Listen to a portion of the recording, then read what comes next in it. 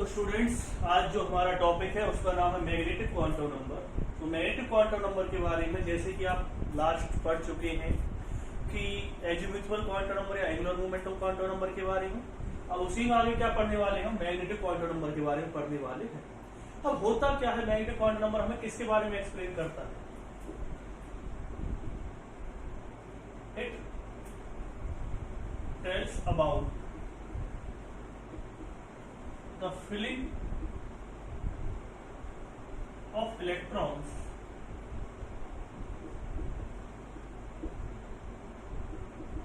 in orbitals of different cells, the different subcells। जो subcells के अंदर डिफरेंट डिफरेंट ऑर्बिटल्स होती हैं उनके बीच जो इलेक्ट्रॉन्स की फिलिंग है उसके बारे में मैग्नेटिक क्वांटम नंबर बताता है। तो एक बार थोड़ा सा चीजें बता देता हूं मैं आपको। जैसे कि एक क्वेश्चन मैंने पहले भी आपको लास्ट जो वीडियो बनाया था उसमें बहुत सी चीजें मैंने आपको बताई थी, और उसी में एक चीज क्या बताई थी कि अगर आपको नंबर ऑफ ऑर्बिटल्स निकालनी है तो नंबर ऑफ ऑर्बिटल्स निकालनी है अगर आपको एक पर्टिकुलर किसके अंदर ऑर्बिटल सब सेल के अंदर, तो फॉर्मूला क्या लिखवाया था? 2l + 1 लिखवाया था। 2l की वैल्यू क्या आ जाएगी? s ऑर्बिटल के लिए, s सब सेल के लिए क्या होती है? 0। तो कितनी वैल्यू आएगी? 1। यानी कि जो नंबर ऑफ ऑर्बिटल्स होती है एस सब सेल के अंदर वो कितनी होती है? 1। तो उन्हीं ऑर्बिटल्स के अंदर किस तरह से आप इलेक्ट्रॉन्स की फिलिंग बताएंगे वो कौन बताता है? हमें मैग्नेटिक क्वांटम नंबर बताता है, एमएल बताता है। इसके बारे में बहुत सी चीजें मैं आपको आज बताने वाला हूं। तो देखिए, and also explains about the electron density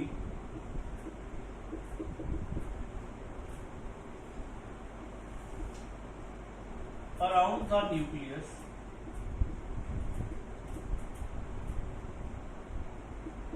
in x, y, z axis। अब मैं साथ ही साथ आपको लिखवा देता हूं, जैसे कि आप सभी जानते हैं मैं कुछ चीजें इसके बारे में आपको बताने वाला हूं, वो बहुत इंपॉर्टेंट चीजें हैं और जब क्वेश्चंस आएगा तो वहां पर हमारी हेल्प करेंगी ये चीजें। तो उन्हीं के बारे में आपको आगे बताने वाला हूं। तो आगे क्या क्या पॉइंट्स बताने वाला हूं आपको, तो वो थोड़ा आप ध्यान से देखिएगा। सबसे पहले है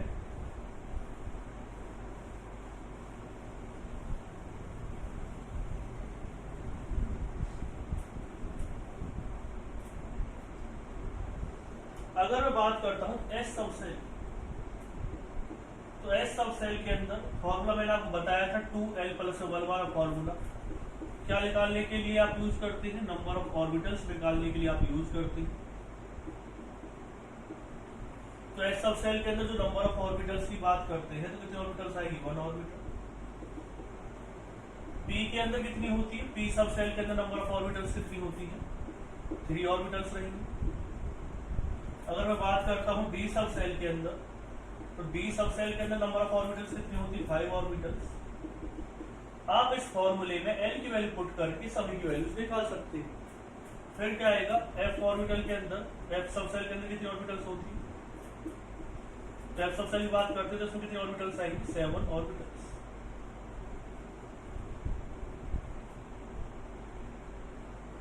one orbital has maximum 2 electrons. एक ऑर्बिटल के अंदर जो मैक्सिमम इलेक्ट्रॉन्स आएंगे वो कितने आएंगे? 2 इलेक्ट्रॉन्स ही आएंगे। तो एस सब सेल के अंदर 1 ऑर्बिटल होती है, पी सब सेल के अंदर 3 ऑर्बिटल होती है, डी के अंदर 5 होती है, और एफ के अंदर कितने ऑर्बिटल्स होती है? 7 ऑर्बिटल्स होती है। एक ऑर्बिटल के अंदर मैक्सिमम जो इलेक्ट्रॉन्स आते हैं वो कितने आते हैं? 2। तो अगर मैं इसकी बात करता हूं तो मैक्सिमम इलेक्ट्रॉन्स कितने आएंगे? अगर आपसे कोई कहे कि पी सब सेल के अंदर मैक्सिमम इलेक्ट्रॉन्स कितने आएंगे, तो आएंगे 6। अगर आपसे कहेगी तो मैक्सिमम इलेक्ट्रॉन्स है वो कितने आएंगे एफ सब सेल के अंदर, तो एफ सब सेल के अंदर कितने इलेक्ट्रॉन्स आ जाएंगे? 14 इलेक्ट्रॉन्स आएंगे। अगर आपसे कहेगी वही डी सब सेल के अंदर कितने मैक्सिमम इलेक्ट्रॉन्स आएंगे, तो मैक्सिमम इलेक्ट्रॉन्स की बात करते हैं तो कितने मैक्सिमम इलेक्ट्रॉन्स आएंगे इसके अंदर? 10। इसके अंदर मैक्सिमम इलेक्ट्रॉन्स कितने आएंगे? उसके अंदर आएंगे। तो उसको 6 बता दिए मैंने, सिर्फ आपको क्या करना है 2 से मल्टीप्लाई करना है, सीधा आपके पास आंसर आ जाएगा। भाई एक ऑर्बिटल के अंदर मैक्सिमम कितने इलेक्ट्रॉन्स होंगे। तो एस सब सेल के अंदर मैक्सिमम इलेक्ट्रॉन्स कितने हैं 2 है, पी के अंदर कितने हैं 6 है, डी के अंदर कितने हैं 10 है, और एफ के अंदर मैक्सिमम इलेक्ट्रॉन्स कितने हैं 14 इलेक्ट्रॉन्स प्रेजेंट होते हैं। ठीक है, अब ये पॉइंट आप नोट डाउन कीजिए जल्दी से जल्दी।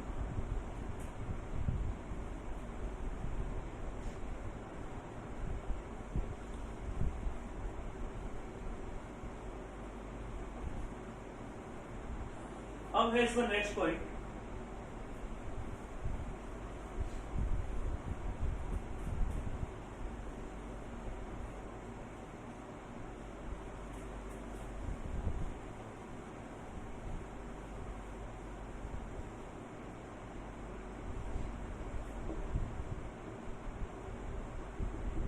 Permitted value of M. तो एम की जो परमिटेड वैल्यू होती है वो क्या होती है, एम एल की minus L two positive L, यानी जो एम है वो वेरी करता है पॉजिटिव एल से लेकर के नेगेटिव एल के बीच में। इसका मतलब क्या है वो समझिए। जैसे कि आपसे कहा जाए ऑर्बिटल्स इन पी सब cell,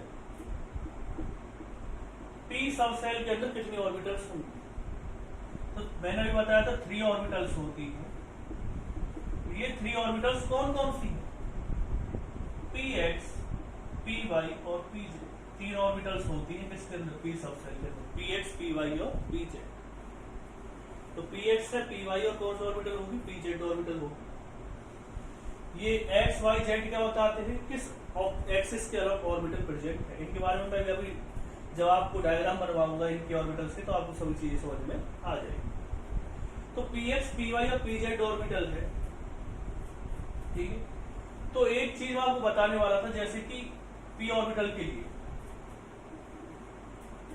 value of M L for P subshell, M L की वैल्यू निकालिए पी सबसेल के अंदर। 3 आप जानते हैं जो एम एल है वो कहां से कहां तक वेरी करता है, माइनस के एल टू पॉजिटिव वैल्यू। तो जो एल की वैल्यू है आप जानते हैं पी सबसेल के लिए एल की वैल्यू कितनी होती है, मैंने आपको लिखवा रखी है, कितनी होती है 1, माइनस के 1 टू क्या होगी पॉजिटिव 1। तो आप क्या लिख सकते हैं -1, और क्या हो सकते हैं 0 और पॉजिटिव 1।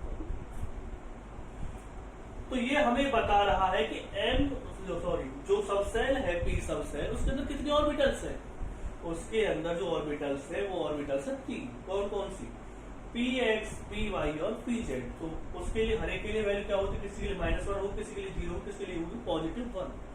अब बहुतों के देखो बहुत से स्टूडेंट को कंफ्यूजन हो जाती है। कंफ्यूजन क्या होगी कि बहुत से स्टूडेंट्स ये समझते हैं कि ये -1 वैल्यू किसके लिए, क्या पी एक्स के लिए है, क्या पॉजिटिव 1 वैल्यू है वो पी वाई के लिए है, या जो 0 वैल्यू है वो पी जेड के लिए है। ऐसा कुछ नहीं होता। -1 वैल्यू पी एक्स के लिए भी हो सकती है, पी जेड के लिए भी हो सकती है, पी वाई के लिए हो सकती है। जो एम की वैल्यू है वो एक पर्टिकुलर ऑर्बिटल के लिए फिक्स नहीं होती। लेकिन जैसे प्रदीप वगैरह वाली बुक है, प्रदीप की जो बुक है उसमें उसी की वैल्यू फिक्स कर रखी है। जैसे पी जेड के लिए 0 वैल्यू दे रखी है, ऐसा कुछ नहीं होता है। हर एक के लिए आप पी एक्स के लिए -1 यूज कर सकते हैं, 0 भी पॉजिटिव 1 भी, और पी वाई के लिए -1, 0 पॉजिटिव 1 भी आप यूज कर सकते हैं। तो ऐसा कोई फिक्स नहीं है कि जो एम एल की वैल्यू है वो हर एक ऑर्बिटल के लिए क्या रहेगी, फिक्स रहेगी। हाँ, बस एम एल की जो परमिटेड वैल्यू रहेगी पी सब सेल के लिए वो -1 से क्या रहेगी, पॉजिटिव 1। अब आप में से बहुतों के मन में एक चीज आ रही होगी कि सर आप एक बार बताइए, परमिटेड वैल्यू ऑफ एम तो आपने लिख दी, अगर आप एस सब सेल लेते हैं, कौन सब सेल लेते हैं, इन केस ऑफ एस सब सेल, एस सब सेल की मैं बात करता हूं, तो एम एल की वैल्यू आप जानते हैं माइनस के एल से पॉजिटिव एल के बीच में होती है। एस सब सेल के लिए एल की वैल्यू क्या होती है, 0 होती है। तो 0 क्या भी चाहे आप माइनस लगा दीजिए या पॉजिटिव लगा दीजिए, एक ही बात है। तो इसके अंदर कितने ऑर्बिटल आएंगे, तो नंबर ऑफ ऑर्बिटल्स कितनी आ जाएंगी,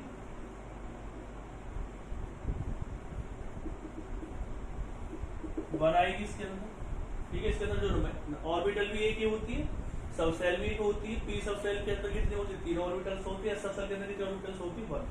उसके लिए ml की वैल्यू क्या होगी, 0 होगी।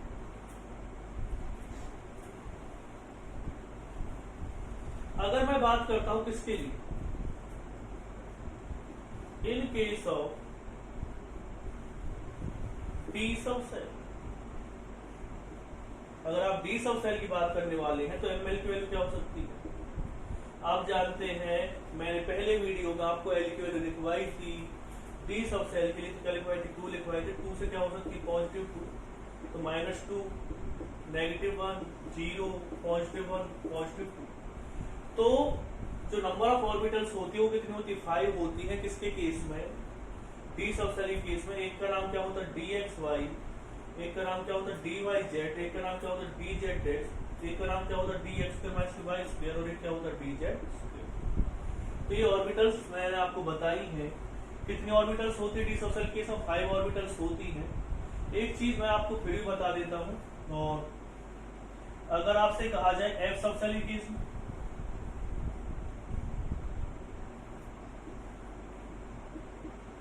एफ सब सेल, तो एफ सब सेल केस में कितनी होती है ऑर्बिटल्स की, अगर हम बात करते हैं तो 7 ऑर्बिटल्स होती है।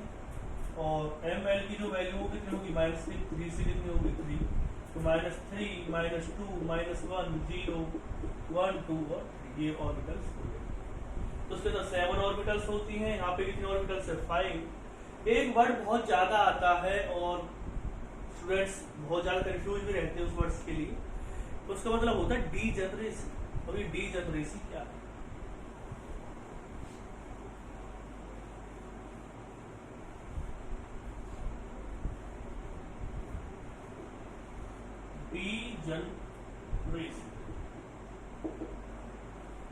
डीजनरेसी मतलब होता है डीजनरेट ऑर्बिटल्स। तो डीजनरेट ऑर्बिटल्स का मतलब क्या होता है, जैसे कि आपको इन केस ऑफ डी सब सेल, डी सब सेल के केस में आप जानते हैं 5 ऑर्बिटल्स होती, कौन कौन सी, dxy, dyz, dzx, dx2 - y2 और dz2। तो अगर मैं बात करता हूं इन सभी ऑर्बिटल्स की, तो ये होती है डीजनरेट। डीजनरेट मतलब क्या होता है, सेम एनर्जी, यानी कि पर्टिकुलर सब सेल के लिए जितनी भी ऑर्बिटल्स उसके अंदर प्रेजेंट होती, सभी की एनर्जी क्या होती है, सेम। तो डीजनरेट ऑर्बिटल्स का मतलब क्या होता है, सेम एनर्जी मैंने लिखवा दिया, इसका मतलब क्या है,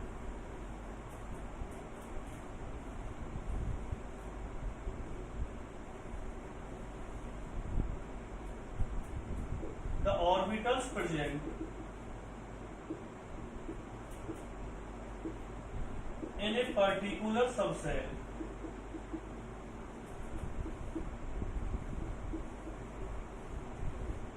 have same energy। अगर हम बात करते हैं एनर्जी की, तो px की एनर्जी py के बराबर होगी और py की एनर्जी किस बराबर होगी, pz के बराबर। तो ये सभी चीजें किसने बताई थी, डीजनरेट ऑर्बिटल का मतलब ये होता है कि सभी एनर्जी जो होगी वो क्या होगी, सेम होगी सभी ऑर्बिटल की एक पर्टिकुलर सब सेल के लिए। जैसे p सब सेल के लिए pxy, py और pz, px, py और pz सभी ऑर्बिटल्स की एनर्जी क्या होगी, सेम होगी। उसे क्या कहते हैं, degeneration.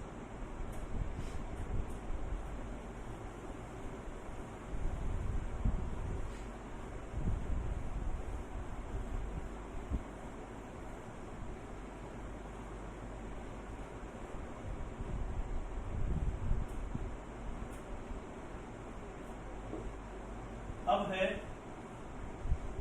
It can also explain about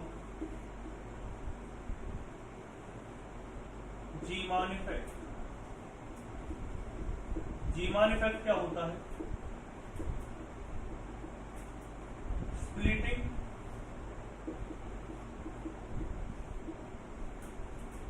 of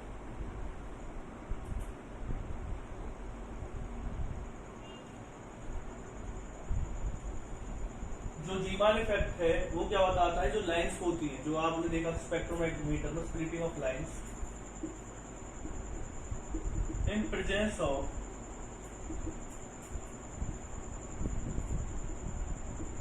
magnetic field.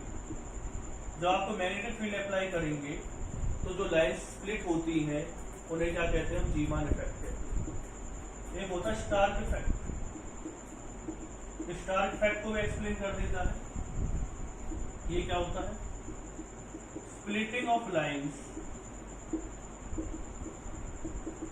In presence of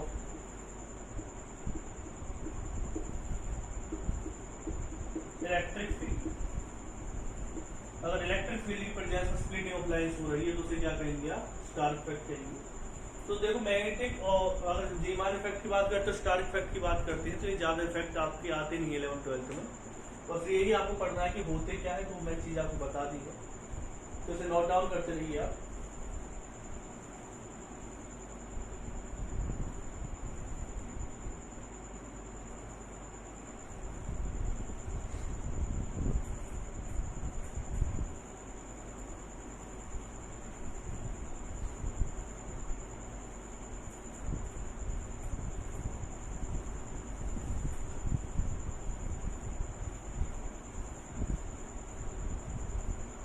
उसके बाद क्या आएगा, maximum electrons in this shell. आप जानते हैं मैक्सिमम जो इलेक्ट्रॉन्स होते हैं उस शेल में कैसे आप निकालेंगे। जैसे कि फर्स्ट शेल की बात हो रही है, उसमें कैसे निकालेंगे, तो फर्स्ट शेल के अंदर अगर आपको मैक्सिमम नंबर ऑफ इलेक्ट्रॉन्स निकालते हैं भी कितने आ सकते हैं, तो उसके लिए आपको पता होनी चाहिए एक फर्स्ट शेल के अंदर कितनी नंबर ऑफ सब सेल्स होती। तो नंबर ऑफ सब सेल्स कौन कितनी होती फर्स्ट शेल के अंदर,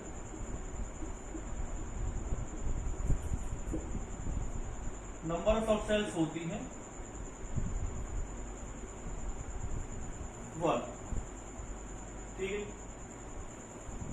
उसके बाद आएगा जो नंबर ऑफ सब सेल्स कितनी है, इसके अंदर 1 है। जो फर्स्ट शेल है उसके अंदर नंबर ऑफ सब सेल्स कितनी रहेगी, 1 रहेगी। तो 1 रहेंगी। अब आप जानते हैं सब सेल्स की अगर हम बात करें, एक सब सेल होगी इसके अंदर, वो कौन सी होगी, एस। एस सब सेल के अंदर नंबर ऑफ ऑर्बिटल्स कितनी होती है, एक ऑर्बिटल प्रेजेंट रहेगी इसके अंदर। फिर मैं बता देता हूं, मैंने आपको ऑलरेडी लिखवा रखा है कि एक शेल के अंदर मैक्सिमम नंबर ऑफ सब सेल्स कितनी होती है, वो होती है 1। अब आप कहेंगे सर 1 कहां से आ गया, तो मैंने आपको लिखवाया था कि जो n की वैल्यू होती है वो ही बताती सब सेल के बारे में। तो फर्स्ट सेल है, फर्स्ट सेल मतलब क्या हो जाएगा, n की वैल्यू क्या रहेगी, इसके केस में 1 रहेगी। और 1 का मतलब क्या है, इसमें नंबर ऑफ सब सेल्स कितनी हो जाएगी, 1। तो पहले कौन सब सेल होती है, एस सब सेल होती है। अब आप कहेंगे सर आपको कैसे पता चला कि इसमें एस सब सेल होगी, तो एक चीज आप समझिए, देखिए आप लॉजिक लगाइएगा और उसके पॉइंट से हम बात करते। देखिए अगर n की वैल्यू क्या है, 1 है, देन वैल्यू ऑफ l, उस टाइम पर l की वैल्यू क्या होगी, आप जानते हैं l की वैल्यू या तो क्या होगी n-1 के इक्वल होती है, क्या होगी, इससे लेस होगी। तो l की वैल्यू कितनी हो जाएगी, 0 हो जाएगी। भाई n की वैल्यू आपने 1 रखी, 1-1 कितना हो जाएगा, 0। फिर मैं बता देता हूं आपको कि हमें कैसे पता चला कि इसके अंदर एक ही सब सेल होगी, वो एस सब सेल होगी, वो मैं आपको बताने वाला हूँ कि n की वैल्यू आपने क्या रखी, 1 रखी, देन वैल्यू ऑफ l कितनी हो जाएगी, n-1 होगी, तो l की वैल्यू कितनी आ जाएगी, इसके केस में 0 आ जाएगी। जब 0 वैल्यू आ गई, और आप जानते हैं l की वैल्यू 0 किसके लिए होती है, एस सब सेल के लिए होती है, वहां से मैंने पता लगाया कि इसके अंदर कौन सी सब सेल होगी, एस सब सेल होगी। एस सब सेल के अंदर कितनी ऑर्बिटल होती है, 1।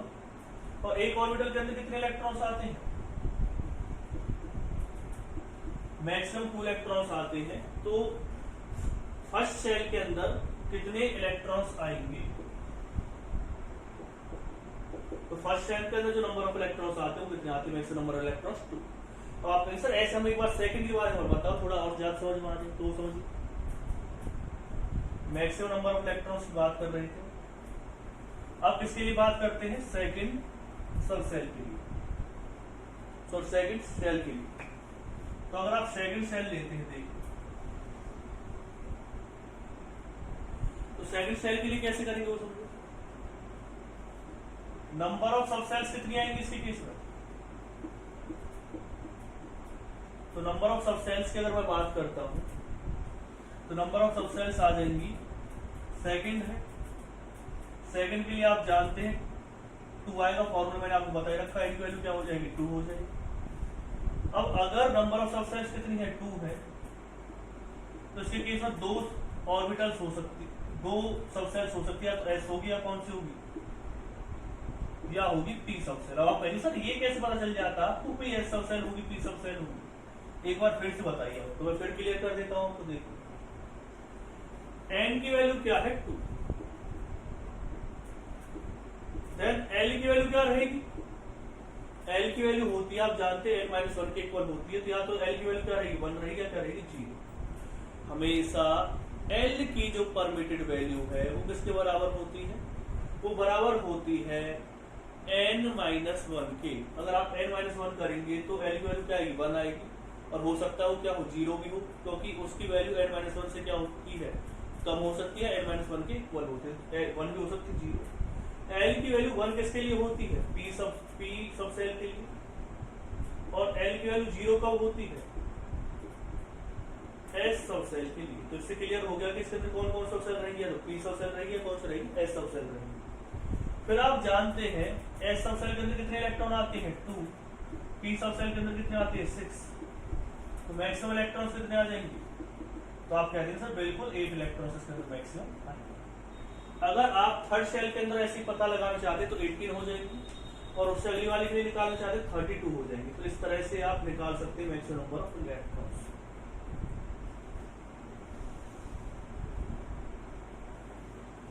तो क्या क्या पढ़ा है आपने, फर्स्ट सेल के अंदर कितने आएंगे 2, सेकंड सेल के अंदर कितने आएंगे 8, थर्ड के अंदर कितने आएंगे 18, फोर्थ के अंदर कितने आ जाएंगे 32, फिफ्थ के अंदर कितने आ जाएंगे 50। इस तरह से आप निकाल सकते हैं। अब आते हैं हम नेक्स्ट पॉइंट पर।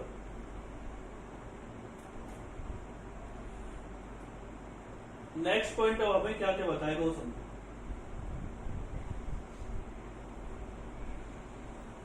मैंने आपको बता दी मैग्नेटिक क्वांटम नंबर के बारे में, कैसे आप इलेक्ट्रॉन्स निकालेंगे सब सेल के अंदर, कैसे आप सेल के अंदर इलेक्ट्रॉन्स निकाल सकते हैं मैक्सिमम, क्या डीजनरेट ऑर्बिटल होती है, क्या जीमान इफेक्ट होता है, क्या स्टार्क इफेक्ट होता है, कैसे हमें एल की वैल्यू निकाल सकते हैं हेल्प ऑफ एल की वैल्यू से।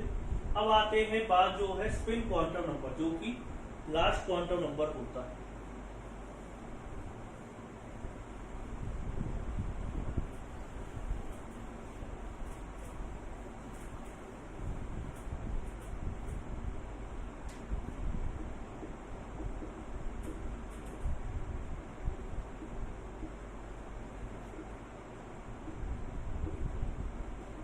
जिसे आप it is represented by MS, किससे रिप्रेजेंट करते हैं आप इसे एमएस से रिप्रेजेंट करते हैं। अब ये क्या बताता है हमें वो समझिए। It can explain about the magnetic property of electron, किसके बारे में एक्सप्लेन करता है मैग्नेटिक प्रॉपर्टी ऑफ इलेक्ट्रॉन के बारे में एक्सप्लेन करता है।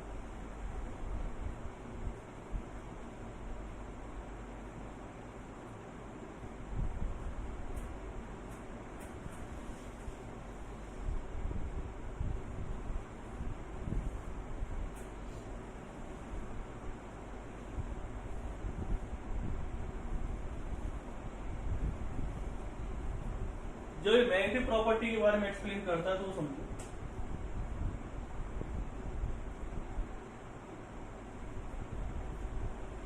देखो इलेक्ट्रॉन की एक खासियत होती है,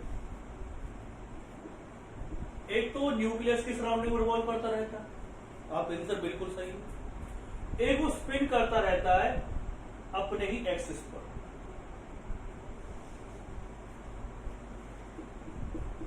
electron can spin on axis, अपने एक्सिस पर क्या करता रहता है, स्पिन करता रहता है। स्पिन मतलब क्या है, देखो दो चीजें, जैसे अर्थ आप जानते हैं, अर्थ की भी दो खासियत होती है कि वो सन के अराउंड भी क्या करती रहती है, आप कहेंगे सन के अराउंड से रिवॉल्व करती रहती है, और एक अपने एक्सिस पर भी क्या करती रहती है, स्पिन करती रहती है, जिससे कि क्या बनते हैं, डे और नाइट बनते हैं। ऐसे इलेक्ट्रॉन क्या करता है, एक तो स्पिन कर रहा है कहाँ, न्यूक्लियस की सराउंडिंग में, एक कहाँ स्पिन करता रहता है, अपने ही एक्सिस पर क्या करता रहता है, स्पिन करता रहता है।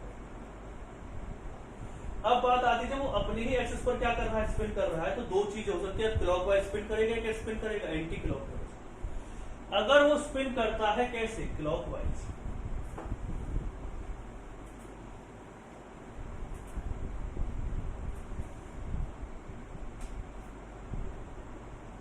if electron can spin clockwise, कैसे स्पिन करता है, क्लॉकवाइज स्पिन करता है, तब क्या करेंगे, it is represented by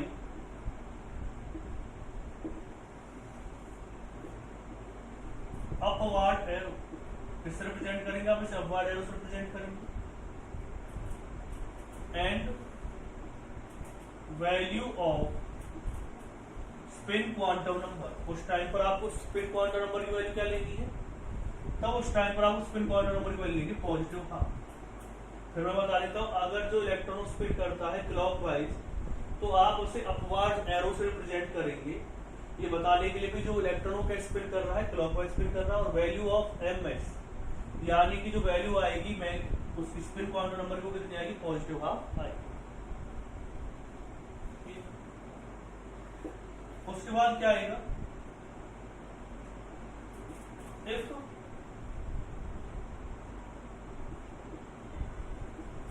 electron can spin anti clockwise, अगर इलेक्ट्रॉन का स्पिन करता है, एंटी क्लॉकवाइज स्पिन करता है, तो कैसे रिप्रेजेंट करेंगे, it is represented by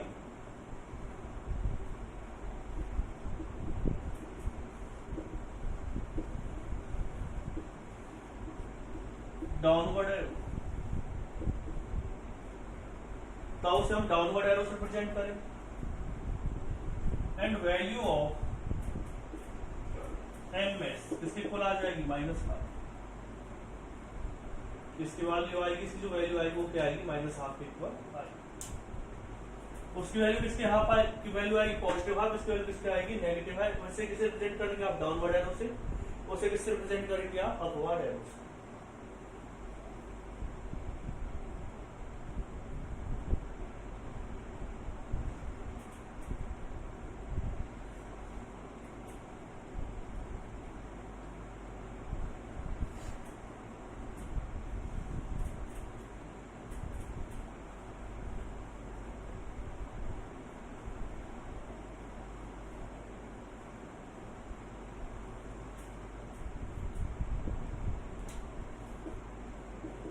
It is a arbitrary value. It is not a solution of Schrödinger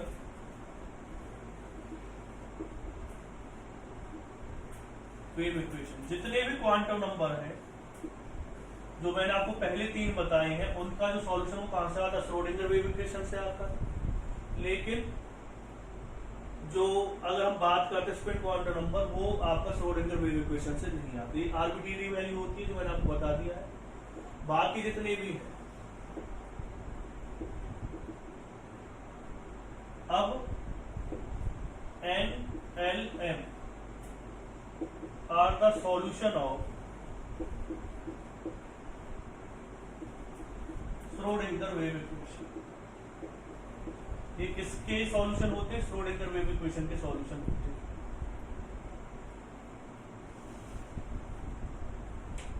लेकिन ये वाला नहीं होता, spin quantum number.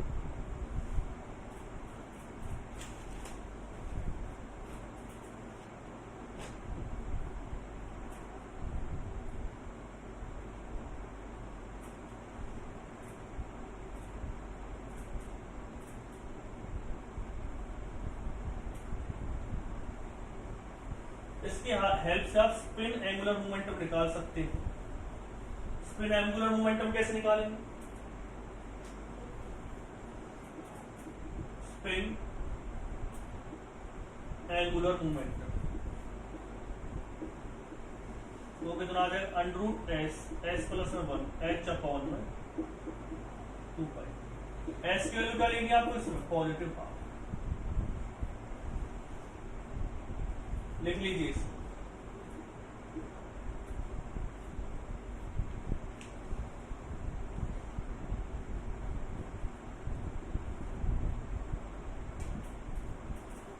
Of an electron, अगर सिर्फ आप सिंगल इलेक्ट्रॉन के लिए निकालना चाहते हैं।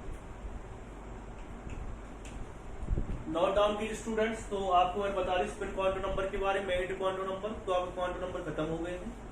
कल मैं आपको कुछ और चीजें बताऊंगा कि भाई why electron can't exist into the nucleus, और Heisenberg principle only applicable for the microscopic particles Y.